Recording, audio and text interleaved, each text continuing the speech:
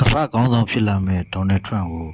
အမေရိကန်နိုင်ငံနယူးယောက်မြို့ဂျာမီကာဆေးရုံမှာ1946ဂျွန်14မှာဖွားမြင်ခဲ့ပါတယ်။မွေးချင်း9ယောက်တည်းမှ4ယောက်မြောက်ပေါ့ဗျာ။နံပါတ်1မယ်ရီယန်ထရန့်ဘာဒီကတော့ဥပဒေနဲ့တရားသူကြီးအလုပ်လုပ်သူပါ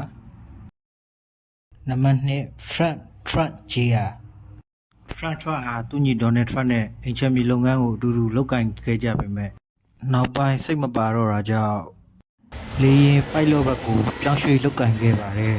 ။နောက်ပိုင်းတော့အရက်အလွန်ကျွံတောက်ပြီးကျမ်းမာရေးအားနည်းလာက1981စက်တင်ဘာ26အသက်42နှစ်မှာကွယ်လွန်ခဲ့ပါတယ်။နံပါတ်3 Elizabeth Trent Grau သူမကတော့ဘန်လုံကန်လုတ်ကင်တဲ့လူတူပါ။နံပါတ်4 Donald Trump ပေါ့ဗျာ။နံပါတ်5 Robert Trumpဟုတ်ကဲ့ဒါကတော့သူတို့မော်နမ9ယောက်ပုံပေါ့ဗျာ1951အသက်5နှစ်မှာဒေါ်နယ်ထရန့် Guy Forrest ဆိုတဲ့စာသင်ကျောင်းမှာပညာသင်ကြားခဲ့ပါတယ်နောက်တော့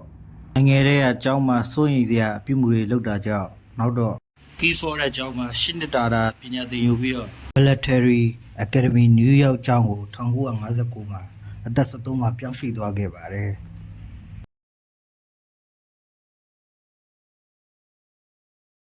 1959-1964စစ်ကြောင်းမှာ9နှစ်တာပညာသင်ပြီးနောက်1964မှာတော့ Foreign တက္ကသိုလ်ပြောင်းရွှေ့ပြီး2နှစ်တာပညာထက်သင်ယူရတယ်ခင်ဗျ1966မှာတော့ Fordham of University Pennsylvania ကိုထပ်မံပြောင်းရွှေ့ပြန်တယ်ခင်ဗျအဲ့ဒီအချိန်ဟာဒေါ်နယ်ထရန့်တို့ဟိုဘက်ပြောင်းလိုက်ဒီဘက်ပြောင်းလိုက်စာသင်ခဲ့တဲ့အချိန်တွေပေါ့ခင်ဗျ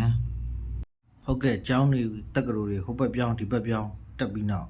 1968ဟူဒန်တက္ကသိုလ်မှာပဲ Bachelor of Science in Economics စီးပွားရေးသိပ္ပံဘွဲ့နဲ့ဒေါ်နယ်ထရန့်တယောက်ဘွဲ့ရခဲ့ပါပြီ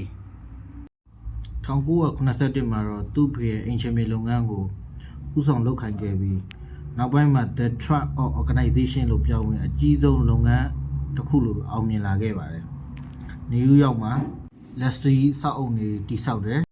ထင်ရှားဆုံးတွေကတော့Trump Tower, Fairview ဒီလိုဆောက်အုံတွေကလူသိများပါတယ်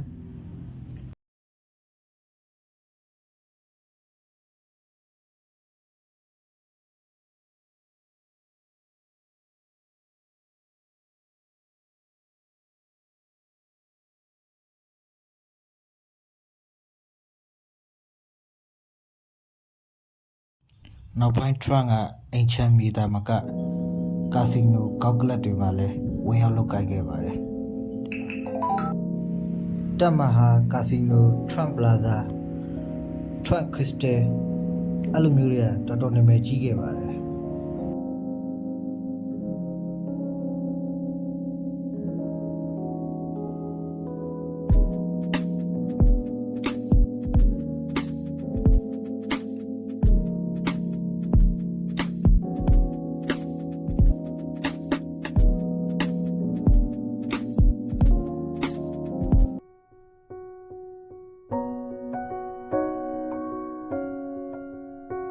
ဒါပေမဲ့အခုချိန်မှာတော့သူပိုင်တဲ့အလောင်းကစားယူဆိုတာမရှိတော့ပါဘူးဗျာ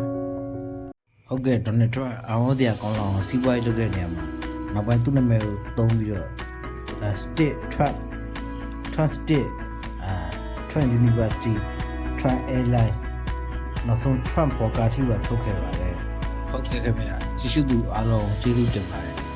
Trump ဝေဖွားချိန်ရိုက်ပြီး Trump စီးပွားရေးလုပ်ငန်းရှင်ဖြစ်သွားတဲ့အထီးကိုပြောပြပေးသွားခဲ့တာဖြစ်ပါတယ်ကြည့်ရှုသူအားလုံးကျေးဇူးတင်ပါတယ် like subscribe share လုပ်ပေးပါအောင်လို့ကြပါအောင်လို့ပြောချင်ပါတယ်ခင်ဗျ